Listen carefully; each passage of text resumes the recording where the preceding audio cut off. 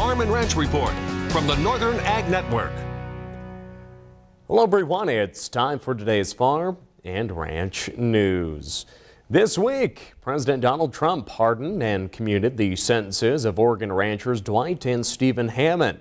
They had been in prison for setting a prescribed burn on private land that burned just over 100 acres of BLM land as well.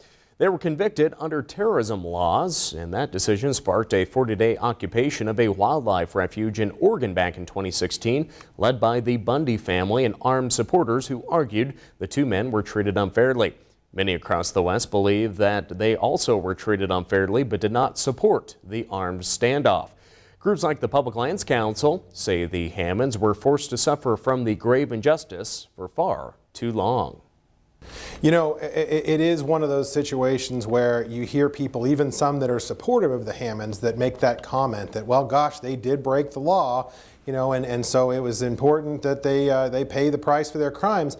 You know, we understand the argument that's being made there, but the simple fact is the conduct they behaved in was in defense of their private land. It was part of what would otherwise be considered normal farming and ranching practice, and under no circumstances should that kind of conduct that resulted in a very minor spread of that backburn onto federal land, about 100 acres burned, I think, result in a 5-year prison sentence. That's why that original judge in that case gave them dramatically reduced sentences and said at the time that meeting that minimum sentence requirement of 5 years under those terrorism statutes would shock the conscience. That was the phrase that the judge used in that initial ruling. So, you know, the part of this story that unfortunately is not new and that we see all too often in previous administrations on Western lands issues is that relentless pursuit of these individuals. So after that initial ruling came out, that should have been enough. Everybody walks off the field.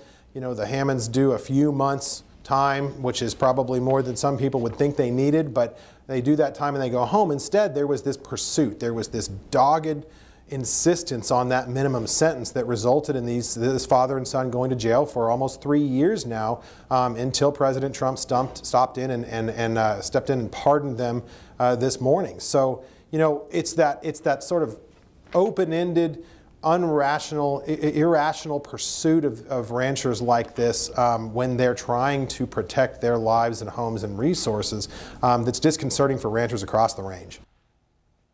For more on the pardon and comments from agriculture organizations, visit us today at northernag.net.